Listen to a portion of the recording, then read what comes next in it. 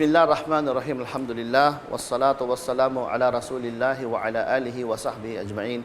Assalamualaikum warahmatullahi ta'ala wabarakatuh at magandang araw sa inyong lahat. Ngayon po ay dumating tayo sa pagtalakay na kung ano ang pakahulugan ng banal na Quran o ang Quranul Azim o ang Quran na pinadala ni Allah subhanahu wa ta'ala. Magsimula tayo sa pagbibigay ng kahulugan pagdating sa kanyang salita. Ang Quran mula sa Arabic word na qara'a o pagbabasa. Kaya nga naman ang Quran ay nireveal sa pamamagitan ng pagre-recite kay Propeta Muhammad sallallahu alaihi wasallam at hindi ito binigay kay Propeta Muhammad sallallahu alaihi wasallam na isang libro. Although sa pananampalataya ng Islam ay ito ay binaba na ni Allah subhanahu wa ta'ala ng buo. Ibig sabihin ang Quran ay nasa Lawhil Mahfud na o yung tinatawag na pinag-ingatang tabletas ni Allah subhanahu wa ta'ala at ito ay unti-unting binaba kay Propeta Muhammad sallallahu alaihi wasallam at ito ay ipinangaral ni Propeta Muhammad sallallahu alaihi wasallam at ito ay hindi isang aklat at pinangaral niya na para bang mangangaral na may daladalang libro. Hindi po. Ang Quran po ay nire-reveal kay Propeta Muhammad sallallahu alaihi wasallam ng yugto-yugto, bersikulo per bersikulo o aya per aya, depende sa kinalalagyan o sitwasyon ng mga Muslim sa panahon ni Propeta Muhammad sallallahu alaihi wasallam. Ito po ay natapos ng 23 years sa nubuwa pagkapropeta ni Propeta Muhammad sallallahu alaihi wasallam. At ang unang verse na pinadala sa Quran ay kay Propeta Muhammad sallallahu alaihi wasallam nang siya ay nasa kuweba ng Hira. Dito po unang dumating kay Propeta Muhammad sallallahu alaihi wasallam ang Quran ng si Angel Gabriel o si Malaikato Jibril ay bumaba sa anyong lalaki habang ang Propeta Muhammad sallallahu alaihi wasallam ay nagme-meditate sa kuweba sapagkat nakagisna na ng Propeta Muhammad sallallahu alaihi wasallam na kapag ang mga Quraysh, ang mga paganong Quraysh ay nagdiriwang ng kanilang mga pagdiriwang pagano, ang Propeta Muhammad sallallahu alaihi wasallam ay pumupunta sa kuweba upang dito ay ialis niya ang kanyang sarili o iiwas niya ang kanyang sarili sa mga pagsambang pagano. At isang beses nang si Propeta Muhammad sallallahu alaihi wasallam ay inihanda na siya ni Allah subhanahu wa ta'ala, ay dito unang ipinadala ang unang bersikulo ng Quran sa kanya, yung tinatawag na Iqra bismi rabbikal ladzi khalaq. No?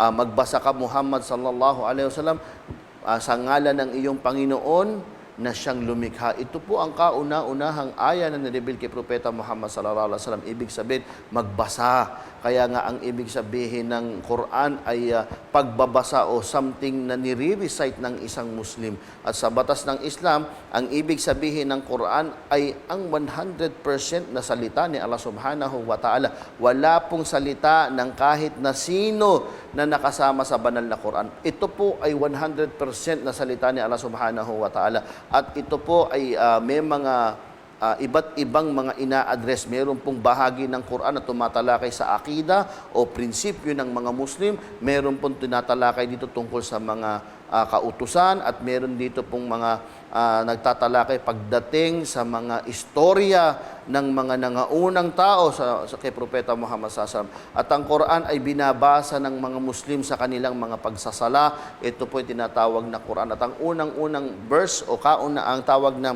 pambungad na verse ng Quran ay tinatawag nating Suratul Fatiha. Ito po ay binabasa ng mga Muslim sa tuwing sila ay nagsasagawa ng sala. No? At binaba ang banal na Quran sa buwan ng Ramadan, sa gabi ng Laylatul Qadr.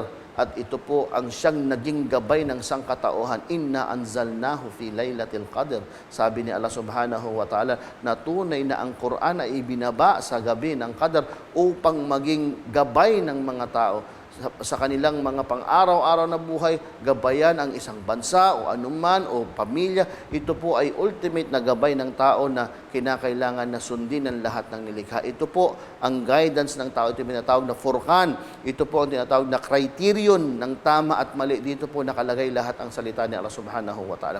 Hindi po kasama dito ang salita ni Propeta Muhammad sallallahu alaihi wasallam. Ang salita ni Propeta Muhammad sallallahu alaihi wasallam ay tinatawag nating hadith. kabilang dito yung mga tradisyon at mga sinasabi ni Propeta Muhammad sallallahu alaihi wasallam, ito po'y hadith. Ngunit iba po yung tinatawag nating Quran. Ang Quran po ay ang 100% na salita ni Allah subhanahu wa ta'ala. At ito po ang pangunahin na batas na sinusunod ng Islam, pagkatapos ay ang hadith ni Propeta Muhammad sallallahu alaihi wasallam. Kaya nga naman kailangan malinaw sa atin ang pagkakaiba ng dalawang ito. Iba po ang sinabi ni Propeta Muhammad sallallahu alaihi wasallam, ito po'y kanya, at ang sinabi ni Allah subhanahu wa ta'ala. For example, yung kaninang tinalakay natin, na si Propeta Muhammad sallallahu alaihi wasallam ay pumunta ng kuweba ng Hira at doon ay nag-meditate siya at binaba ang verse ng Quran. Hindi po Quran lahat ito. No? Ito po'y kwento nung unang verse ng Quran ay binaba. Ang Quran lang po doon ay yung Iqra bismi rabbikal ladzi khalaq. Pero yung kinuwento po natin na pumunta si Propeta Muhammad sallallahu alaihi wasallam at nag-meditate, ito po'y nasa sira o sa history ng Islam o nasa hadith ng Propeta Muhammad sallallahu alaihi wasallam. Ang Quran doon ay yung binasa lang natin na Arabic. At ang Quran po, hindi po siya magiging Quran maliban na lamang kung ito ay yung original na nasa wikang Arabic. Ito po yung Quran. At yung mga English translation na meron tayo, ito po ay pakahulugan o translation.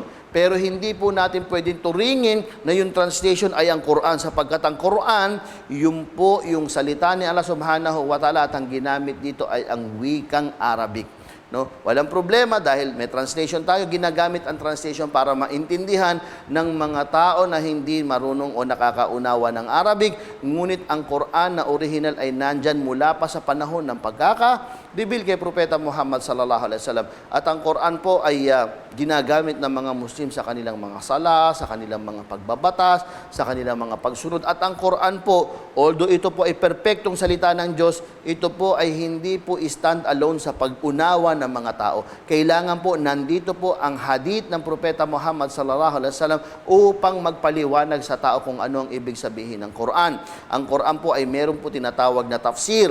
Ang tafsir po ay ito ang nagpapaliwanag ng banal na Quran. Hindi po pwedeng ang kahit sino na lang na tao o Muslim magbibigay ng kanyang interpretasyon sa Quran. Ang Quran po ay meron tinatawag na tafsir ng ating mga ulama na binase mula mismo sa Quran, tafsir ng Quran mula sa Quran o tafsir ng Quran mula sa tinatawag na hadith ng Propeta Muhammad sallallahu alaihi wasallam. At hindi po pwede nato binibigyan natin ng sarili nating pakahulugan tulad po ng ginagawa ng ibang relihiyon sa kanilang aklat.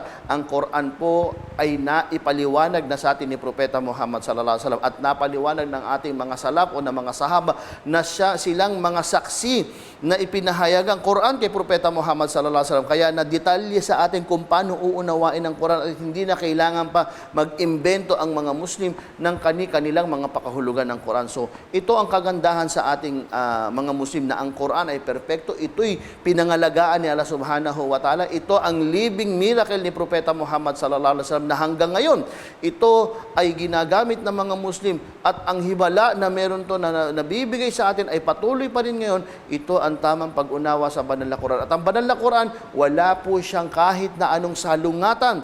Ang banal na Quran ay salita ni Allah subhanahu wa ta'ala. Kaya nga naman paghamon sa mga tao tungkol na hanapan nila ng mali itong Quran na ito at kailanman hindi sila makakakita ng mga kamalian dito sa banal na Quran o pagkakasalungatan man o kontra man sa siyensya ay wala silang makikita. Although sinasabi natin ang Quran ay libro ng mga signs, tanda, ayat, at hindi po ito libro ng siyensya, pero lahat po ng nababanggit sa banal na Quran ay hindi po nagkontra ito sa siyensya ng ating panahon ngayon. Bagkus, patuloy pa rin ang mga lumalabas na mga bagong discovery, mga new discovery na naitala na sa Quran mula pa nung una. Ito, ganito kalinaw, ganito kaganda ang ating banal na Quran na binigay kay Propeta Muhammad sallallahu alaihi wasallam, hudan linnas, para maging guidance sa tao. Kaya nga, kung meron tayong mga Muslim na unang-unang ipapanawagan sa tao, ay ito ang pag-unawa, pagbabasa ng banal na Quran. At ang Quran, ang pagbabasa dito ay mismong tinatawag na ibada o kabilang sa pagsamba ng mga Muslim. Kaya nawa sa ating ikli ng oras na ito ay nabigyan natin na mukhtasar, buod na pakahulugan ng banal na Quran. Jazakumullahu khairan. Wa sallallahu ala nabiyina Muhammad wa ala alihi wa sahbihi ajma'in. Wassalamu alaikum warahmatullahi ta'ala wabarakatuh.